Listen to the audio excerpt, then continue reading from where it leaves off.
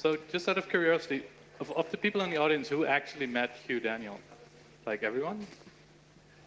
Half of them? Cool.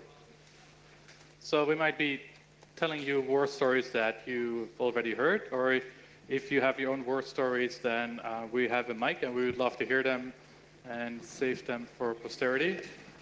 So please do come up and speak to the mic and share your stories. This is not so much us speaking, but it's all an interaction of all of us. This is, for the people who were in care when he died in San Francisco, and they had a memorial there, and we didn't really have one. At least I didn't have one. So I'd like to share lots of stories. And he's a good guy. I met him, so I'll tell the story while John is still working on how I met him. Some people might remember a trip to Solips. Vesna and other people know.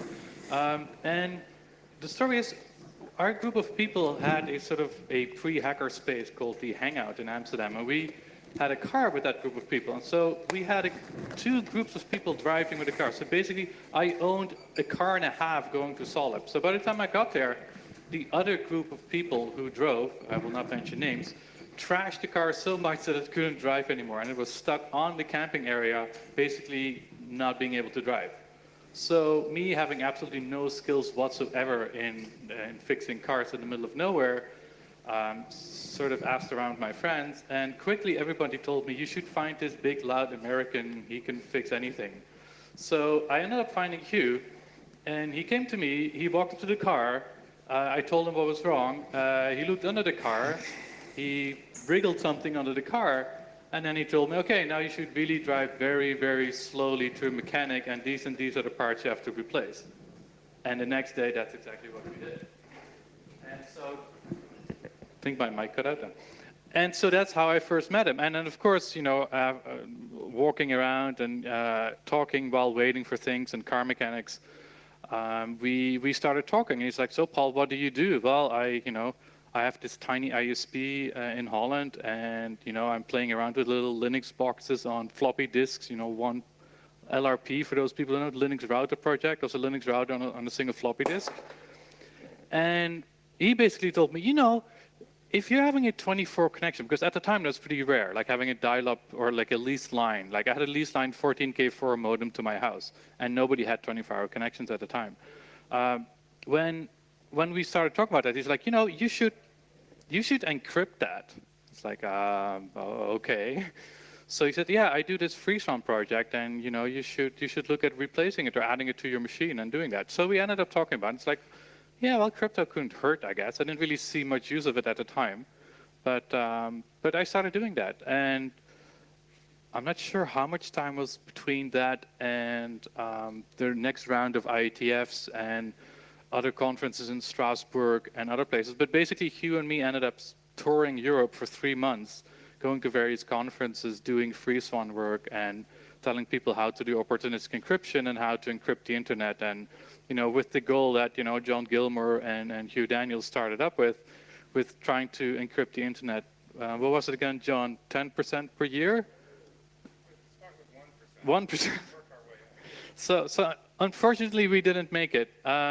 I think we're going to have a few slides, like 2 slides, with the idea that we had then, kind of explain why it failed, and actually the new idea that I had, that I'd actually been talking regularly with Hugh Daniel with. Of course, the problem with Hugh Daniel, talking to Hugh Daniel when you're not in the same room is really hard. When you're in the same room, it's not a problem. It's the loud guy talking, and you have to talk to him because you cannot talk to anyone else.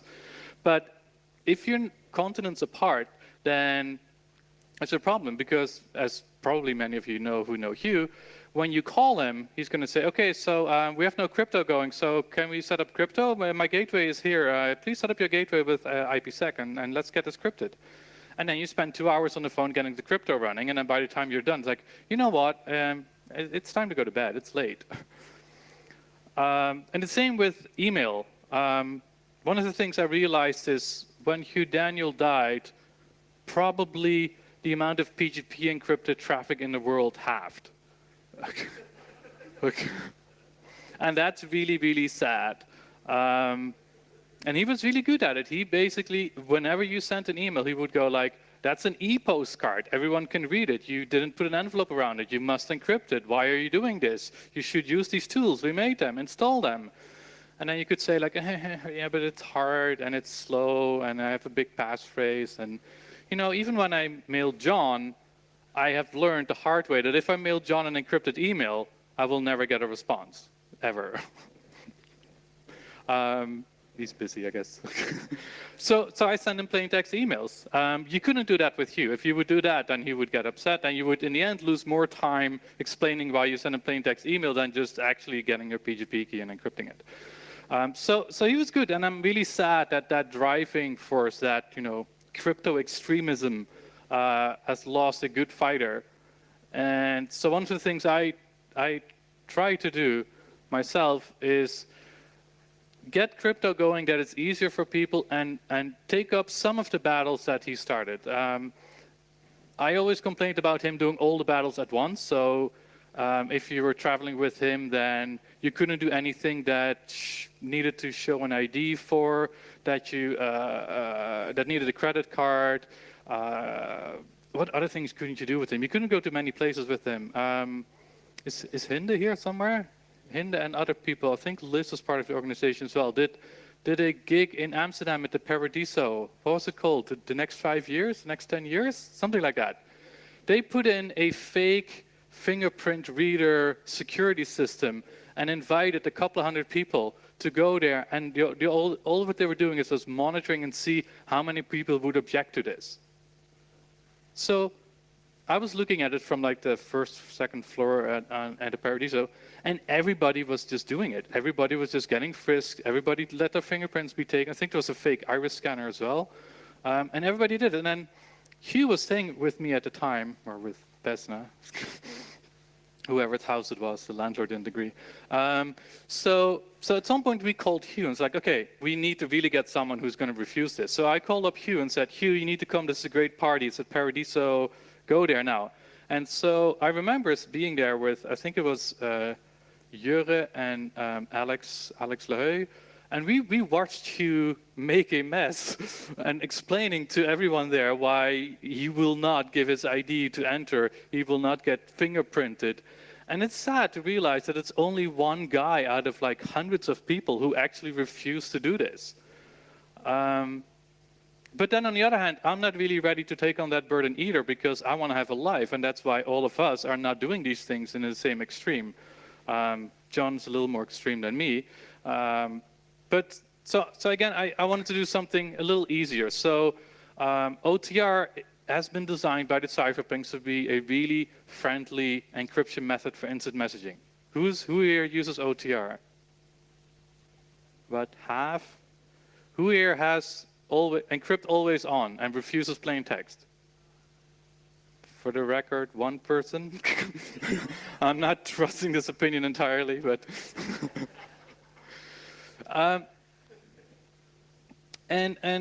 so Hugh died on June 3rd, and it's kind of ironic because I think that's the same day that Ed Snowden flew from Hawaii to Hong Kong and started this expose of this giant, massive tapping that everybody kind of said was happening, but nobody really had proof of, no one really believed it. When people learned about Echelon, at first it was like, yeah, that's a little, you're exaggerating, and then it sort of fizzled out.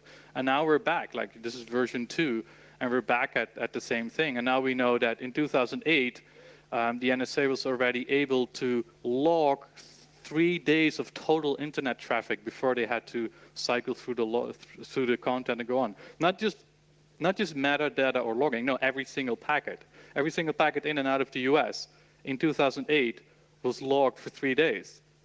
So basically, I came to the realization that there's always a sniffer on the network.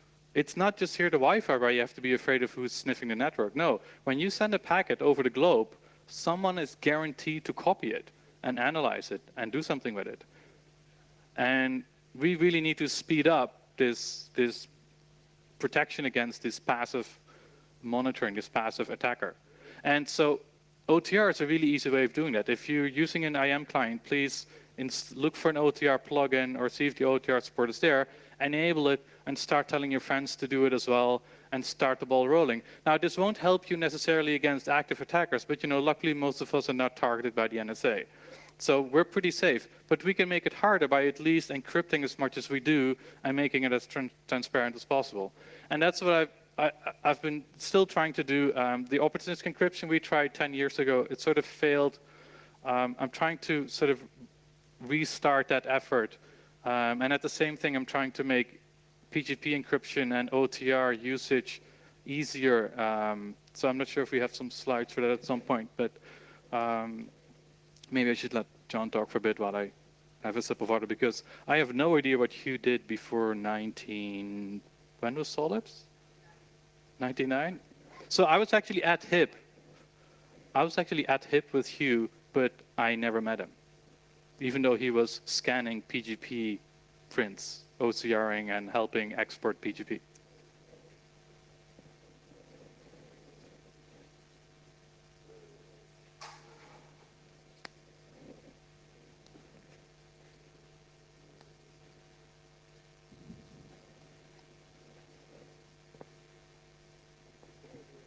Well, I guess while they're finding the microphone, these are really old pictures of Hugh before I obviously met him.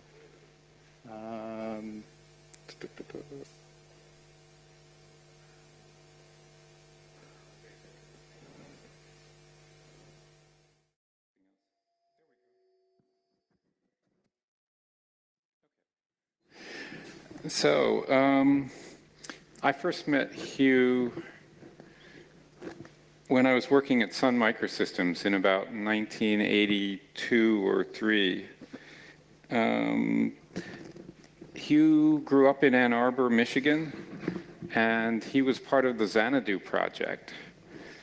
And I don't know, does anyone in here know what the Xanadu project was? All right.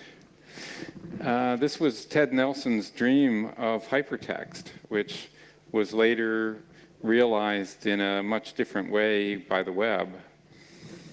And he was part of the crew that was actually attempting to implement this. They bought one of the first couple hundred Sun workstations, and I was working as an early employee at Sun. And they had some problem with it. And their tech support person said, I can't help you with that, you'll have to talk to Mr. Gilmore.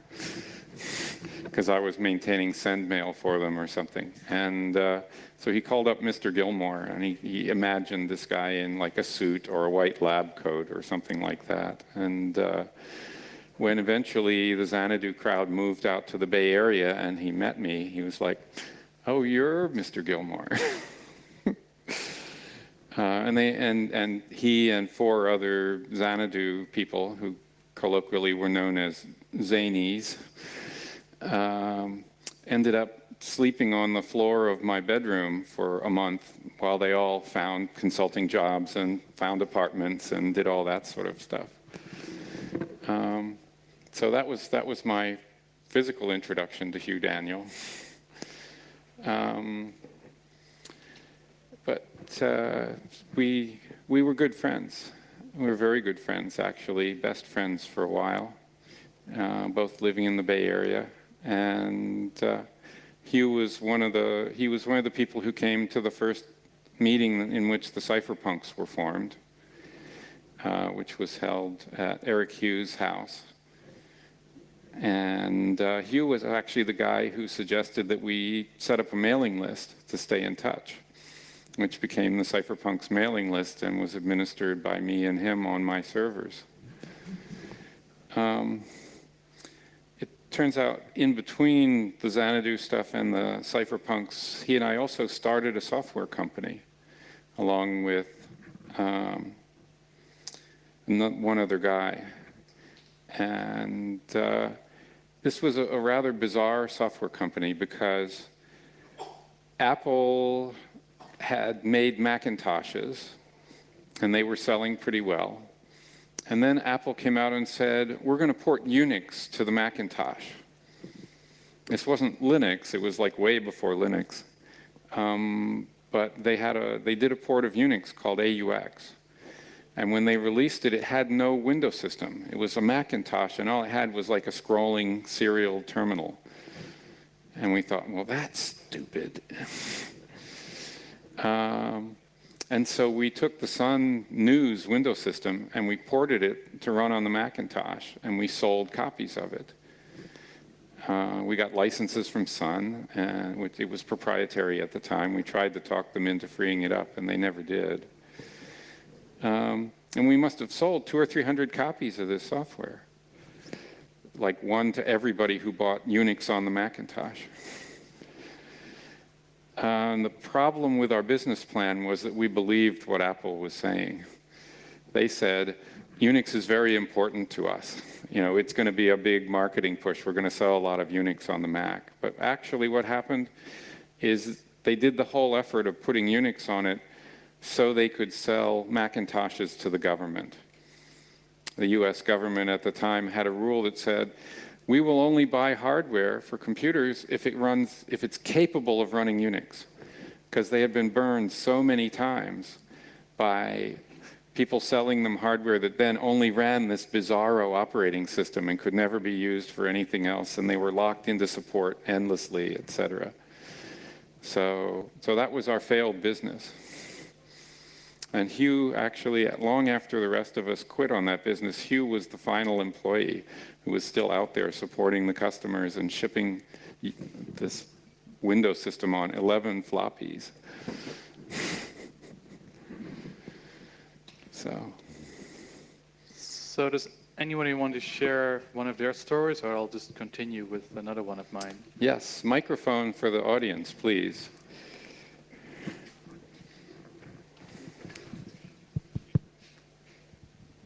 I knew you through John Gilmore, because at that time, it was in 2000, I was in correspondence with him. Well, still am, but at that time. And I told him I was in Australia with Macrolab in Western Australia. And just at that time, Hugh was also in Australia, but other end of Australia, actually. And John said, oh, but he has some time left. He has some time on his hands, so maybe he can visit you. And Macrolab is an interesting project. It's an art science thing run by a Slovenian called Marko Pelhan. And it was set in an island just before the coast of West Australia, just before the coast of Perth, Rottnest Island. And they had this installation looking like a UFO that would not go up. And you actually came at his own cost from the other side of Australia. And he came there and he asked he didn't even ask, how can I be useful? He looked around and he started rewiring the whole place and making it completely what I would call free and open source software compliant, which Macrolab had not done yet, and we're very, very, very, very happy to be able to do so. And so we had Hugh for something like a week in Macrolab, and we also took him to Perth, because that day there was it was the first Friday of the month, so there was a 2600 gathering, and he met the people over there, and so they were not impressed because they'd never heard of Hugh Daniels, but anyway. But my starkest memory of Hugh at that time, and that's why I admire him more or less boundlessly, is, well, you have seen the photograph. He was a big man. And he took so little place in that Macrolab thing, which was, well, it was kind of submarine in terms of space. You really, you hardly could pass each other. And I'd never met someone who took so little place in that space. And the lot of things he did, it was pure enjoyment to have him. He was also very, very happy guy, gezellig, as we say in Dutch. So yeah, that's my memory of him, and always kept it. You're right. I actually at some point went and took the Orient Express, the train, not all the way because I guess it doesn't go to Russia anymore, but like to the parts of Austria, and when we were doing a little tour, visiting some conferences in ITF. And indeed, there were bunk beds in there. And you'll see, if you see a photo somewhere in here where his head basically covers the entire photo and you see some squares around it, that was like the entire size of the cabin of the train. There are 2 bunk beds that were really, really small. And I guess at that time I was already a little bit more indoctrinated by John and Hugh. We got on the train, and the conductor said, "You need to give me your passports because during the night we're going to pass the border." And like, both Hugh and me gave a really sound no. You cannot take our passports. And the conductor was like really confused, like, this has never happened to me. What the hell is going on? These two guys are weird. And so I showed him the last page of the Dutch passport that says you cannot give this away to anyone. It's not your property. So I was like, hey, I'm powerless. I cannot do anything. So he was like, well, but then I'll have to wake you up in the middle of the night. And you know, if we pass the border, if they ask for it, it's like, yeah, sure, wake us up. They never woke us up, so we had a nice... We crossed the border. They didn't see our passports. This was before Schengen. Yeah, you have a story. And give your name. Hi, I'm Vesna. There was a photo just now of my old house, or shall I say our old house. So Paul and me, we were sharing a house. We were roommates. And we had a lot of people visiting. We had a lot of hippies from hell parties there. And we had Hugh And out you. there. Yeah. You're in the corner. Is that me? No, oh, that's No, Nana. that's Paul. This is Is my that nose. Paul? Oh, that's your nose. Okay. The orange, that's you. Yeah. The rest is me. And so we had 2 sleeping rooms, and we had a third room, which was just like A closet. a closet, basically, which we named Hugh's room, because he was one of our most frequent guests. And, well, he would basically fill up the whole room. It was just mattress, and that's it. So he would stay there, he would sleep there, and then we would go to the market sometimes, and he would just enjoy everything. He would enjoy walking to the market, which was just like selling rubbish there, and he would just find beautiful things in the Boston Lommer. I mean, for people who know Amsterdam, he was able to find beauty in Boston Lommer. And I also remember how he was fascinated with the mechanism for that would lift the bridge to open up. And then he would explain all this engineering to me. I was like, come on, it's just a bridge. You know, like I cross it every day, I didn't even pay attention. He would just explain all the different mechanisms from one bridge to the other. What was the challenge of engineering the bridge in such a way that it would open up in a certain way. So that was one of my memories of him. And once when I visited San Francisco, he took me and another friend to the hot springs. So he took us for a ride outside of the city, and we went to this beautiful nature place where the ocean meets the hot springs in the caves, and we enjoyed it there, and I want to remember him like that. This is a photo of you, Daniel, in Strasbourg. We were looking at how the trams worked, and of course you could see the driver part. So he spent all his time on a trip there, like, you know, how does this work? And he would do that with everything. I ended up seeing the second last space shuttle launch. I saw the Discovery launch, and it was actually Hugh who told me that he wanted to go, and he actually picked the second last one because it was like the last one will be full of, you know, drama and lots of people. You should get the second last one. And so we made all this effort to do it, and unfortunately he couldn't be there. As you know, the Discovery flight got like canceled once, and so I had to actually fly back to Florida for a second time. And I finally saw this launch, and just being around there, I really missed Hugh not being there, because whatever technology was around you, he would just explain it to you. Like, he would just go like, oh, this is how it works, blah, blah, blah, blah, blah. And so he was actually somewhat of a rocket scientist, because he did work for some rocketry company. I'm not sure exactly what. Starstruck. Yes. Yeah, there was a rocketry company that he did do some work for, at least consulting.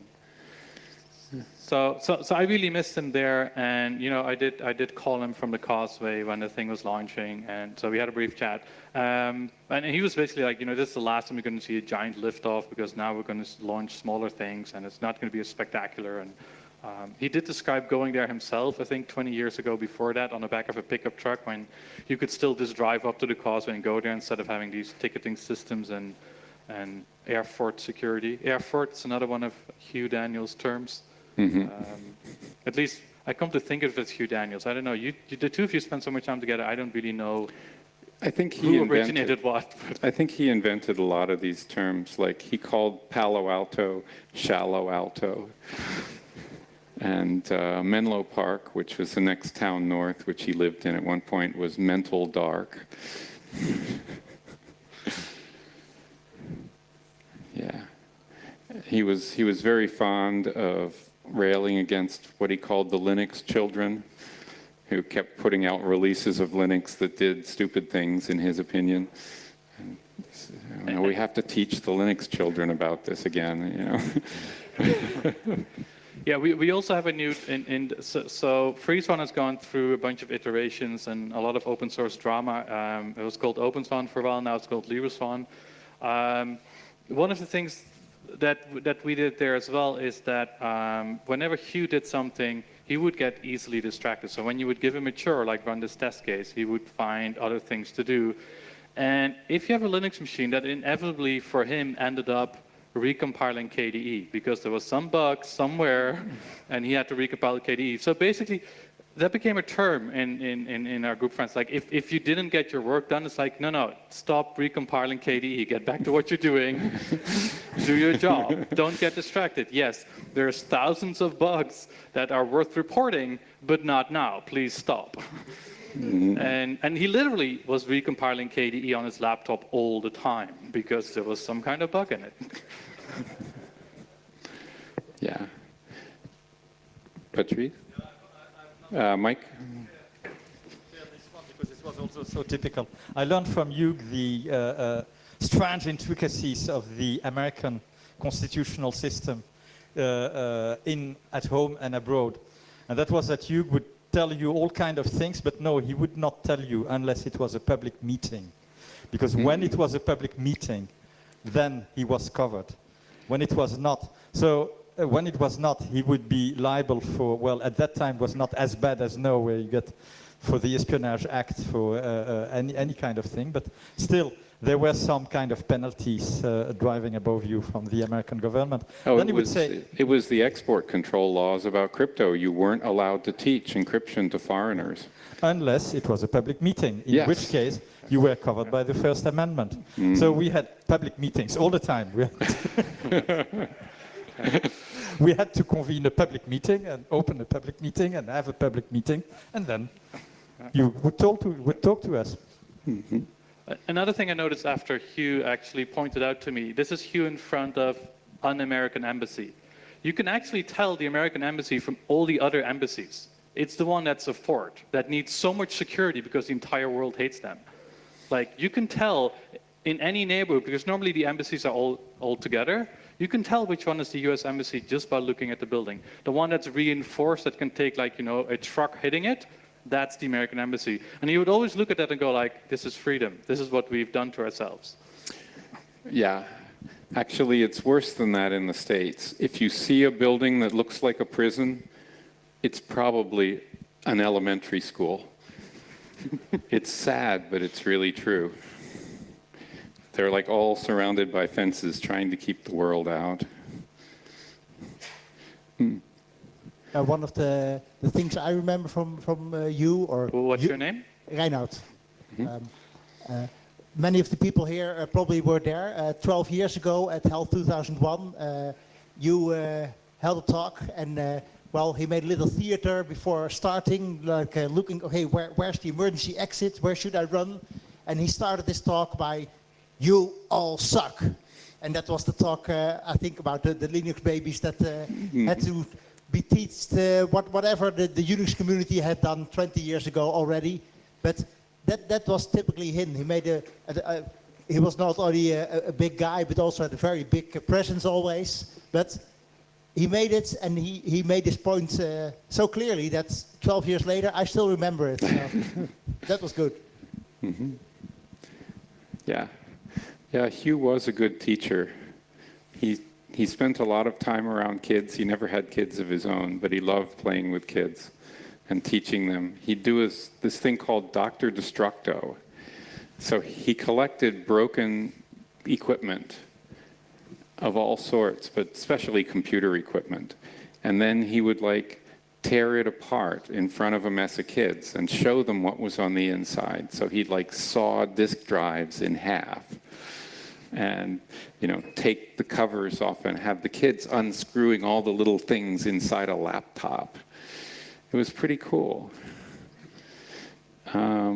He was also good at teaching adults. And when my sweetheart Annie was working for Benetech, she did a lot of work with the Human Rights Data Analysis Group, which goes to trouble spots around the world and figures out statistically valid numbers about atrocities, like how many people were displaced from Bosnia, or how many people died in this year in East Timor.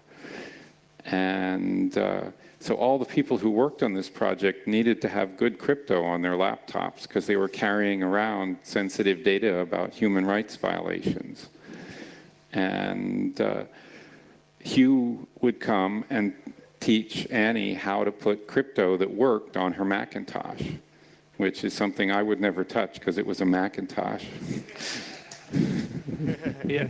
What do you know about his Guatemala adventures? I know just a little bit. You might know a lot more.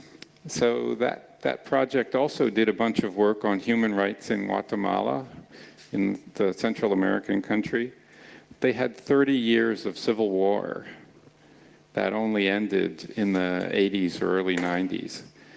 And it was a really terrible time. Tens of thousands of people were killed, mostly by their own security forces.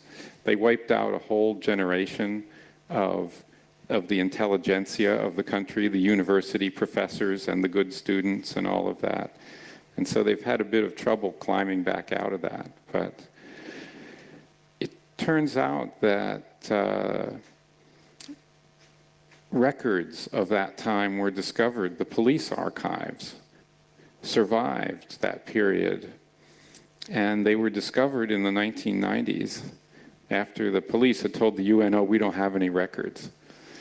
You know, some neighbors called the human rights ombudsman and said, there's this building in our neighborhood and we're afraid there's like munitions in it or something. We're afraid, you know, it's going to blow up, and can you come inspect it? And they inspected it, found 100 years of police records from the National Police of Guatemala. And it included, you know, it was, that's at Solips. Yep, and that's in my house many years ago. Hacking on maybe an early Macintosh or something, yeah. Hey, John. Yeah. It's Strick. Yeah.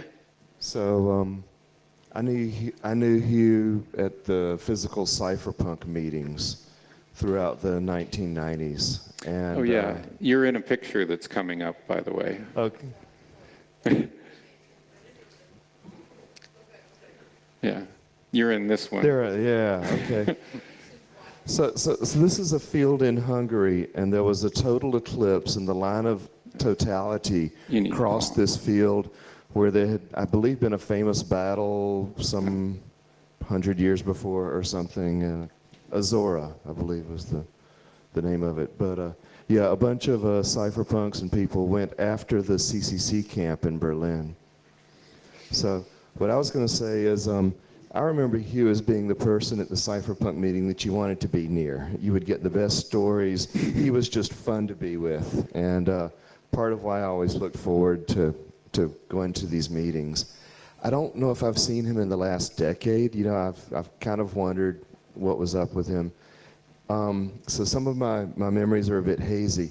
And it's interesting. I don't remember, if you had asked me, you know, yesterday when I found out he'd passed away, you know, what my biggest memories of Hugh were, it was not that he was large and it was not that he was loud. It was that he was a really good explainer. He would listen to you and what you had to say as well, and he was awesome with children, like you were saying. He was a fantabulous teacher. And I also remember, yeah, his phrases like shallow alto for many different things. He had his own name for them. Mm-hmm. Right? Yeah. So on his last trip to my house, actually, when we were doing IPsec stuff, I just bought a pinball machine, a Terminator 2 pinball machine, and I can solder, but that's about it. So I fixed it only marginally. And some lights were off, and so during our downtime when we didn't want to work on looking at software, we actually looked at fixing the last few lights on the pinball machine. So we quickly found out, well, Hugh quickly found out what was wrong and wire-wise which was broken. So we fixed it, we triple-checked everything. We were ready to turn it on. There was a loud bang, and the entire wire harness frame melted together. And we found out that, yes, there was indeed a problem, and we had miswired it. So we spent the next day going through downtown, finding proper replacement cables, connectors, and everything. And we fixed it up, and in the end, all the lights were working, and everything was working. By now, there's a few lights broken, so I'm not sure what to do. But he was good. Like, he could really...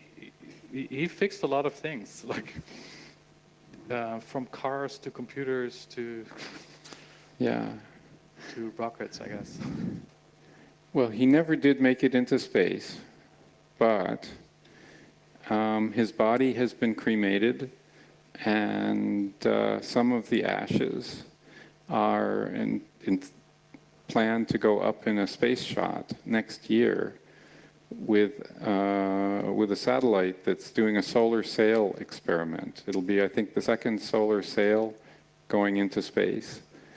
And the theory is they'll put it up into a fairly low orbit and then orient the sail and start using it for propulsion.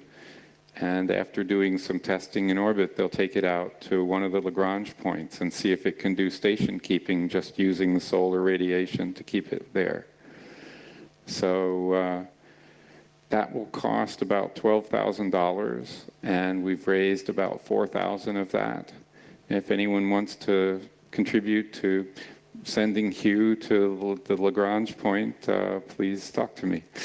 The slogan is never a sail in 50 years.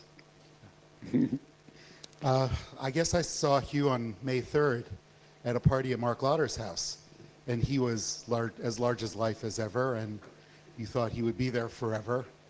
But I guess the message is, for me, is that people disappear at the most inopportune moments, and you don't get a chance to thank them if they were important to you or influential in some way. So take the time. If there was somebody who was important to your career or listened to you at the right time, go thank them now, because you may not have the chance in the future. Mm-hmm.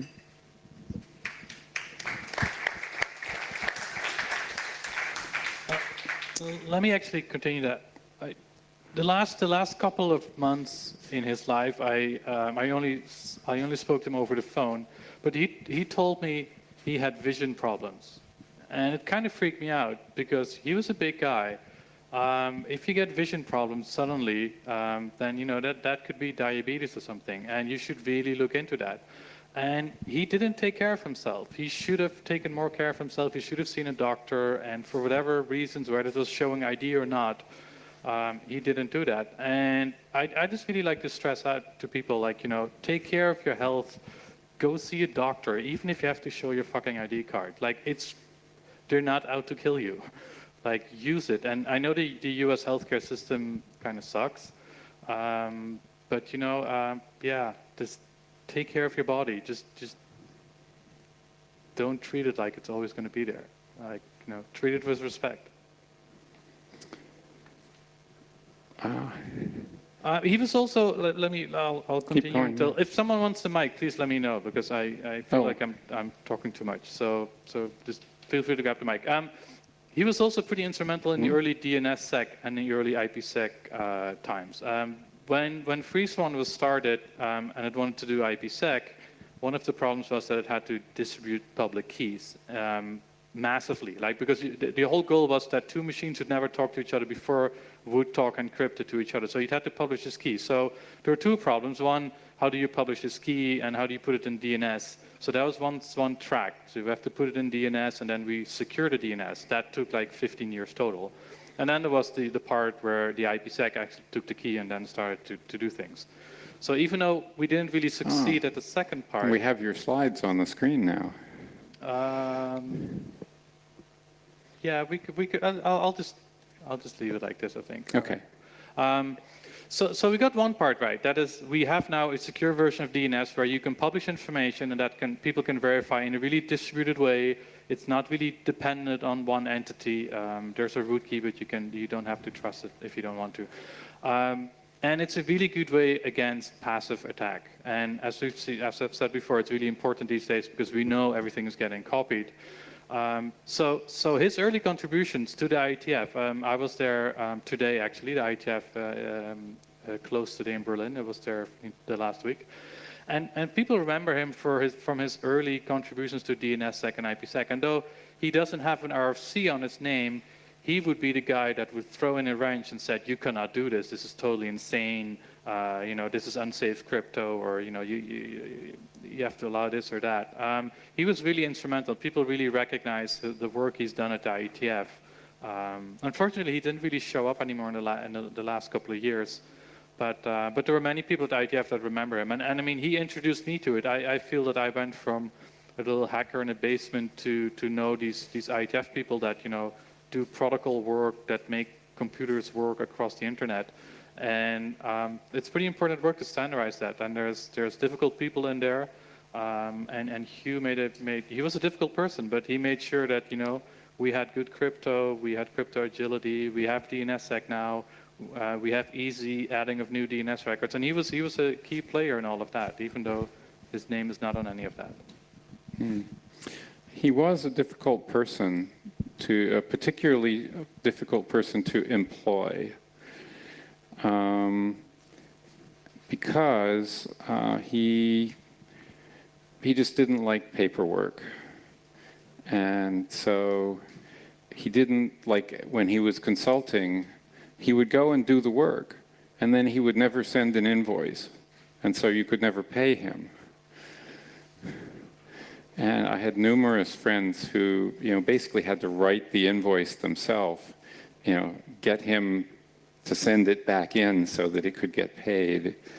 When he worked for me doing the IPsec work, I would basically pay him in cash, right? When he got low on money, he would come by my house. I would hand him $10,000 in hundreds, and he would go off and do IPsec for X number of months. He really didn't like paper trails and paperwork and databases and bullshit. And also, in fact, the first IETF, when I was in Vienna for me, I don't know what year, I didn't have money to attend, but I was on this little trip with Hugh.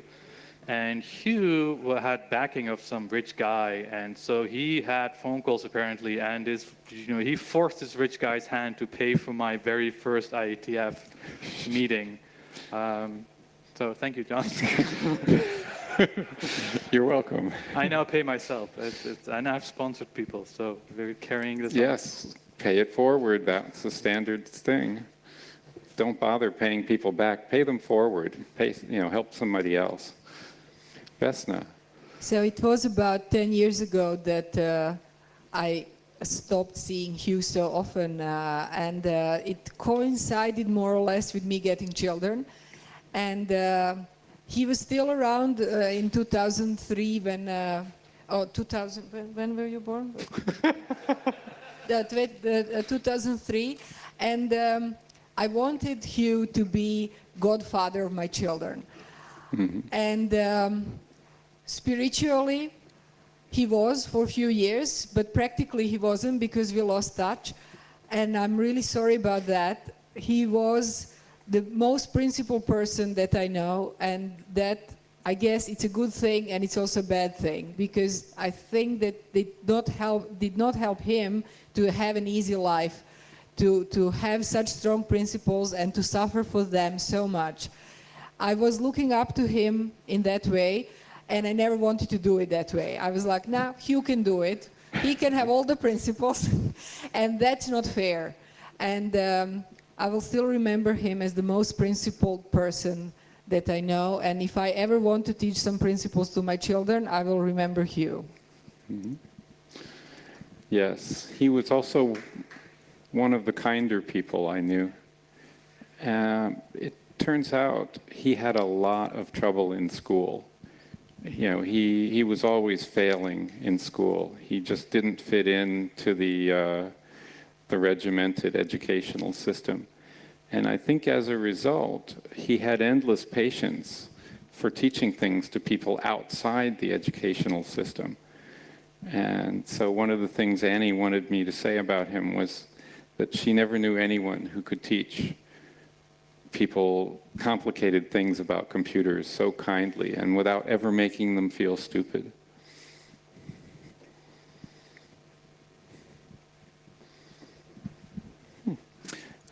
This slide actually relates to that Guatemala project I was talking about. So they had this National Police Archive in Guatemala, and it's a huge warehouse, and it's all full of paperwork that's filed in file cabinets. And when they ran out of room, they started bringing in burlap bags just full of documents. And then it was abandoned for 20 or 25 years. And so the whole place was full of rat shit and bat shit. And it was a total toxic waste zone when it was rediscovered. And one of the things that was not rediscovered was the index to where everything was. But they did find these 8-inch floppies that were in some proprietary format, and they were looking for someone to help them read these floppies. And Hugh ended up taking the job. And he scoured eBay to buy old 8-inch floppies, which you can see a run of like 6 of them here on the slide. And he found or put together or somehow cobbled together and soldered up an interface that could talk from a modern computer to these 8-inch floppy drives. And then he bundled the whole thing into crates and went to Guatemala to try to read these floppies. And I think they succeeded at reading most of them. And it helped them figure out what was in this major police archive, which is still being explored.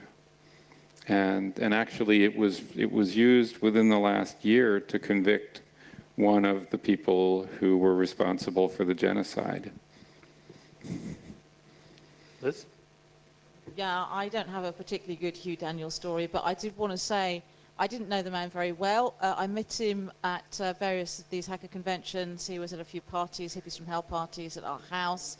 But we actually visited, I think the last time I saw Hugh Daniel was in 2005-06, when my partner and I visited San Francisco, and Hugh took an evening out to drive us around the city and show us all the sights. And he also took us to see something that we never would have found on our own, which is the wave organ. And this is an extraordinary, I would never be able to find this thing, but it's this extraordinary space underneath the harbour. Somebody help me out here, I can't even describe it. But basically what it is, it's these waves are just coming up through these pipes and making this extraordinary music. And it's completely spontaneously generated by the waves and the air and all the currents that are sort of coming through all of these pipes. And it's a really, really remarkable place. And I think that what we came away with from that encounter with Hugh was just not simply that he had been so very generous with his time and so forth, but he had really sort of taken the time to show us things of his city that he was very proud of. And as somebody from Amsterdam who has an awful lot of civic pride about my own home, it's great to meet somebody like that. And one other thing, I'm rambling a bit now, but one other thing was I always kind of thought of Hugh and John as something of a double act. Whenever I saw the two of you together, you had such extraordinary chemistry, and I'd really like to offer my sincerest condolences, because you must be feeling this loss very, very keenly. So. Well, it's interesting because I've sort of subsumed the loss in the work of cleaning up after Hugh. He didn't get along too well with his family, and the result was his family and his friends never mixed. So I had never met his sister, but I met her the week after he died because she's his executor. And she can use a computer, you know, the way sort of ordinary people can use a computer, but Hugh's lab was full of, it had more than a dozen sort of, you know, standard PC chassis in various states of disrepair. It had at least 10 ThinkPad laptops, also in various states of disrepair. It had running servers that had VPN links out to other places in the universe that were serving up things for clients all over the world. It was a bit of a mess to sort of take it apart and clean it up. And I've been part of the team of 3 or 4 people who have been taking that stuff apart. My particular job is to deal with all the storage media. So I have about 100 disk drives that were found in Hugh's house. And I've been gradually going through them, looking for, oh, okay, this is an old backup of stuff we have. Erase the drive and then we can pass it on to somebody, etc. So I've been erasing a lot of drives and looking for things like where were his personal photo archives, which I still haven't found. So I have 5 more drives from you that came from Access for All. Thank you. Yeah. Okay, so I'll say one more thing. I think we have about 5 minutes or 4.2 minutes. So the one quote that I always attribute to Hugh Daniel that is like the biggest one that I still use everywhere is, when you're not on the net, you're not on the net.